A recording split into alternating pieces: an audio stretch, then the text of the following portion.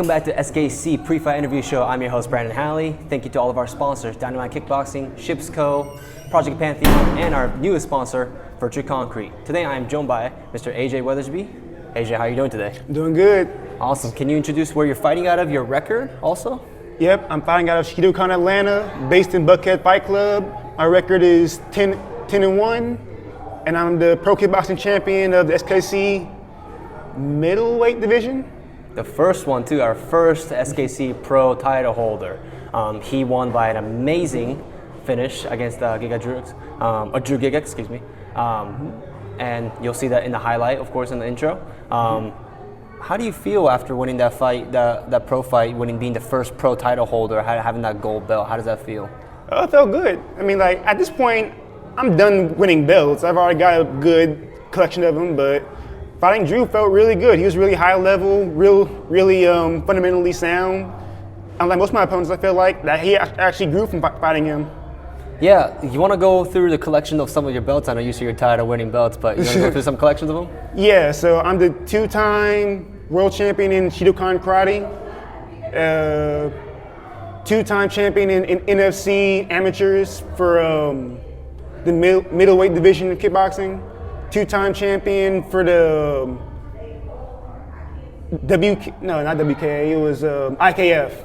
IKF champion in Georgia, and I'm the champion of XFN welterweight division, and now the champion of the SKC division. And come June, I'll be the champion in the NFC pro heavyweight division. Plenty of belts. It took him so long because he's got so many belts, guys. Yeah, I mean, I was actually in person. I actually fought on the same card as you did. I fought earlier that night, and I was seeing you warm up in the gi. Is that what it's called in karate? Yep. Okay. So I was watching you warm up. You just look so calm and relaxed, and then you're in the ring.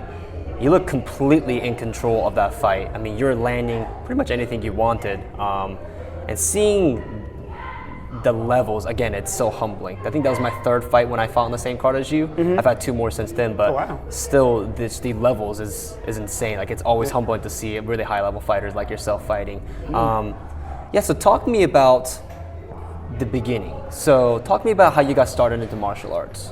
So first I started out, I was in high school playing football. My dad was really into karate. He liked Tang Sudo, Shotokan, a bunch of different martial arts he was trying out. But he wanted to do something that was more serious, that wasn't just like slap boxing and all that. So he came to Richard Tramel's, and where they did real kickboxing. And once he started doing that for a while, he brought me into it. I was wrestling in high school at the time, so I wanted to try something else, maybe help my wrestling out a little bit. I started going, I realized I was good at it, so I just kept doing it. Started doing karate tournaments, eventually got to my first smoker kickboxing match, then did my first NFC fight, and then just kept building up from there. Wow, so you've been fighting since you were in high school, pretty much? Pretty much, yeah. I've been fighting since I was 16, 17 years old. Wow, and how old are you now? 28. So maybe 29. So a decade of experience. Yep. So talk to me about, this is from my own ignorance, because I come from a Muay Thai school. Mm-hmm. I'm half Japanese, and the karate that I'm most familiar with is Kyokushin karate. Mm-hmm. So talk to me about the difference between Kyokushin karate and Shidokan karate. I mean, Shidokan karate is basically an offshoot of Kyokushin karate. Our founder, I forgot his name already. I just met him too. That's bad. We'll bleep it in, so don't worry about it. Yeah, our founder for Shidokan karate, he's one of Masayama's students, and he took Kyokushin karate and he mixed it with Muay Thai, he mixed it with Judo to create Shidokan. So it's basically the same thing. We find the same rule sets. The only difference is we might add in throws or submissions sometimes.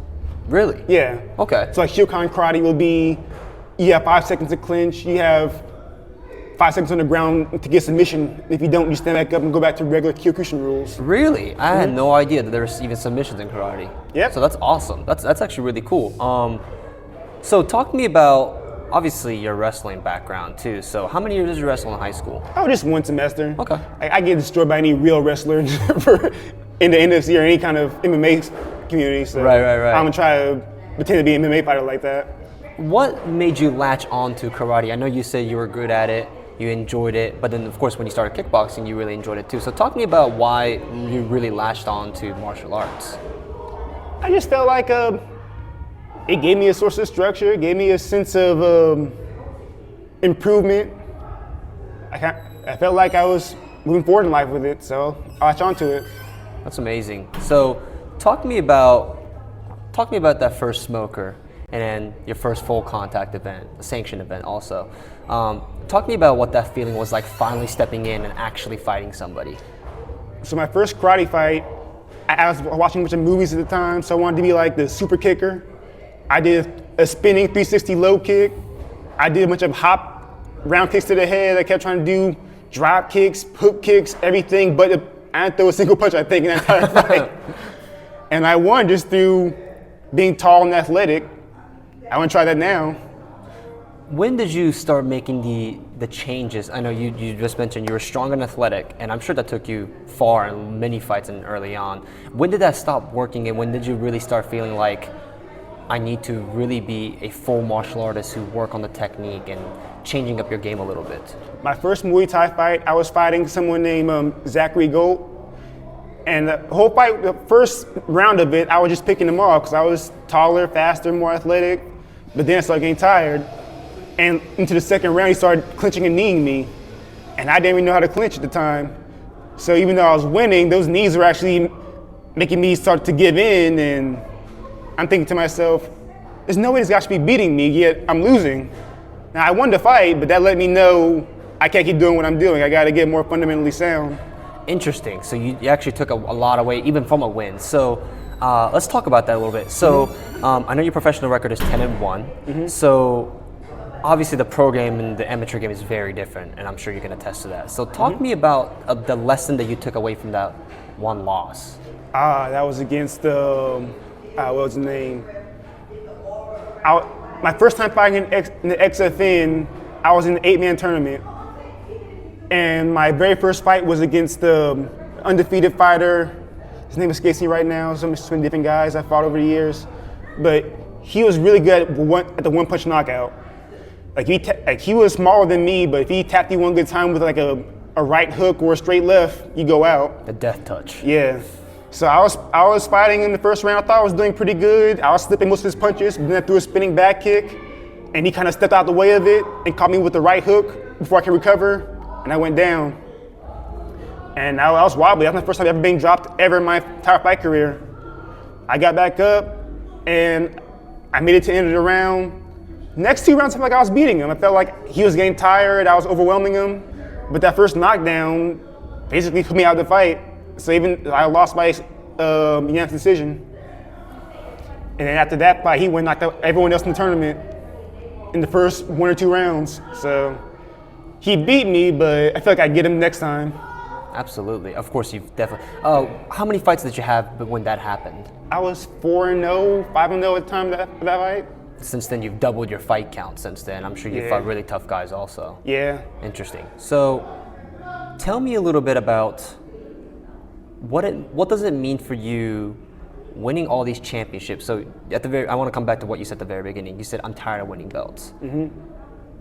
You won a lot of belts. So what gets you motivated every day to continue training for the next fight and the fight after that?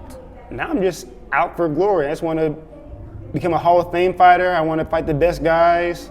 I made a list in my head of guys who've beaten me that I want to get back. I want to beat Ross Levine. He's a Glory kickboxing fighter. He won Knockout of the Year in Glory.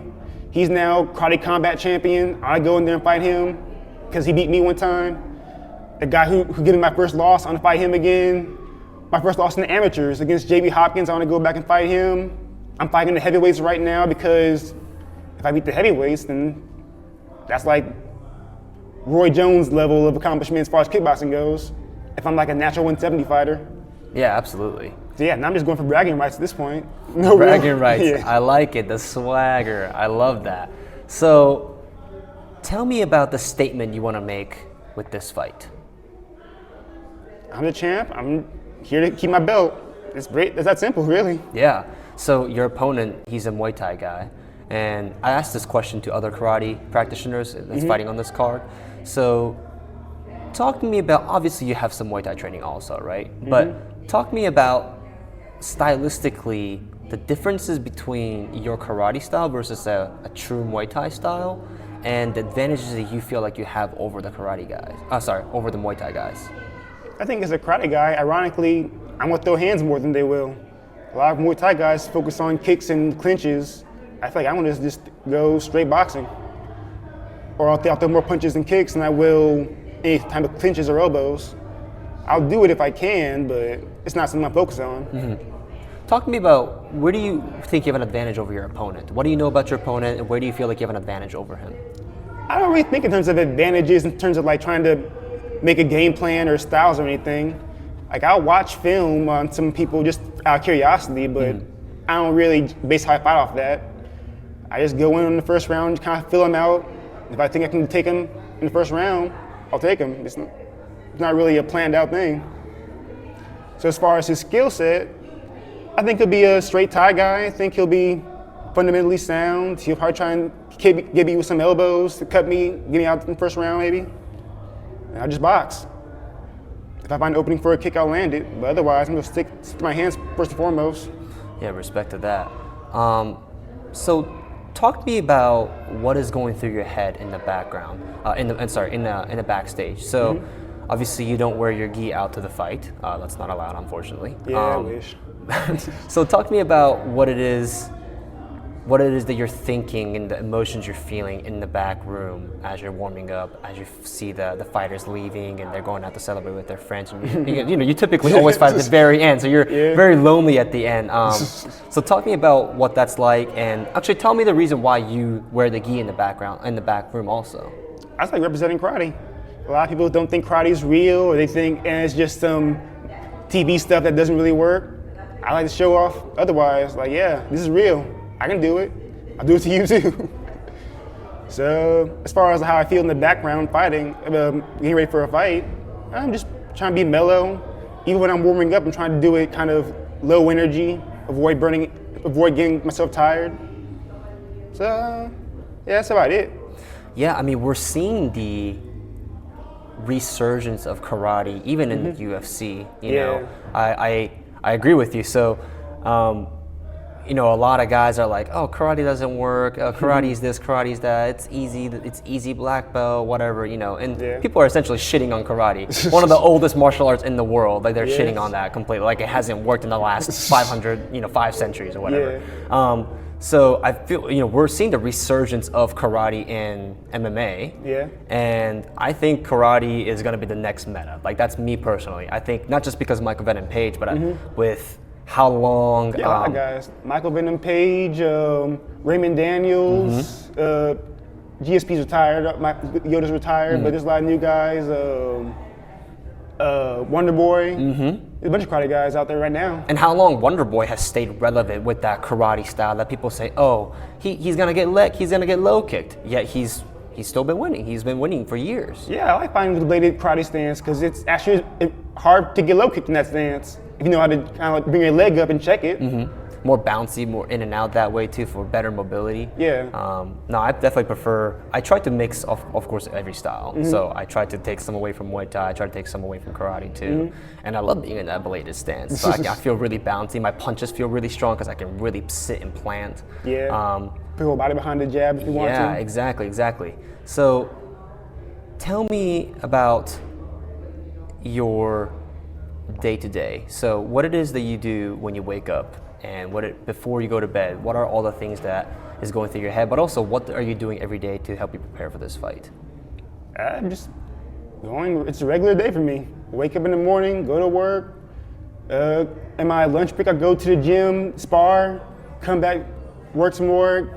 At around 6, I go to the gym, do my training for sparring, conditioning, bag work, all that. Come back, all day, every day. What do you do for work? Software development. Oh, really? Yeah. Awesome. So I actually work in cloud engineering. So oh, wow. I don't do any software development myself, but of course I work with developers very closely. I primarily work in Google Cloud, and that's my bread and butter. So that's actually really interesting. I don't want to get too much into tech talk here because I want to focus on the fight. But it's a kind of weird coincidence. A lot of fighters I know are like in tech and they fight. It's like you're a computer nerd, but you're martial artist too. How's that work? Yeah. Okay, so I want to talk to you about that. So how does that work for you? I don't know. I feel like I'm compensating. Like, okay, I can't be too much of a nerd. I gotta do something to make myself cool. Yeah, that's actually really funny you say that because I do feel like I've always had that nerd side of me. I've Yeah. always played with computers, always played video games, but you know, Gotta I've balance always, it out somehow. Yeah, exactly. I gotta balance it out. Like I can't be completely inside all day, every day, because I totally could if I wanted to. But you know, this keeps me outside and it keeps me socializing. So that's cool. How long have you been doing software development? About 5 years. Yeah. Yeah. Awesome. How you like it? Oh, I love it. Like I said, I go to work. Really, I work from home.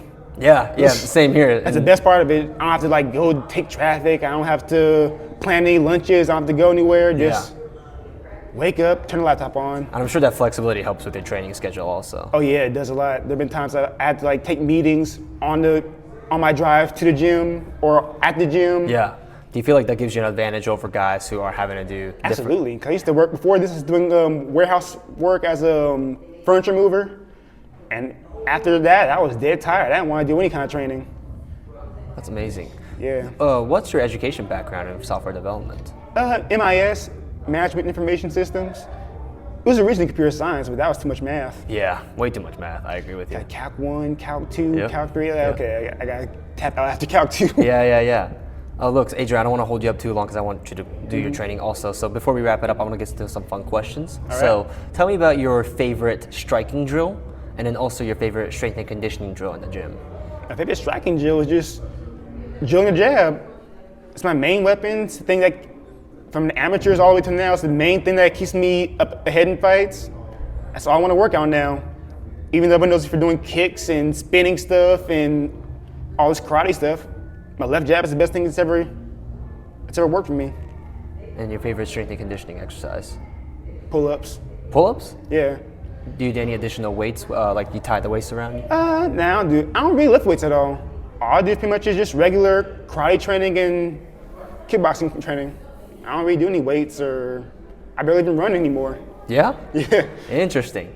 My boxing coach, he's gonna absolutely love that you said that because he always emphasized a jab and he's instilled that same thing into me. Yeah. I'm actually trying to break the habit of like not throwing the jab before I throw everything else because I've gotten so used to throwing a jab and throwing something else. I'm trying to break the habit of like sometimes I could throw the cross immediately, sometimes I could throw the kick immediately. I try to get to the point where I can win fights with just a jab. I would absolutely love that. Yeah, I love to get into like a full pro fight, nothing but jabs the entire fight, and win by knockout. Complete dominance, the power jab, Yeah. And then what are some of your favorite food that you like to go to for your weight cut, and then what do you like to eat after your win? I don't really diet. I probably walk around at like 180.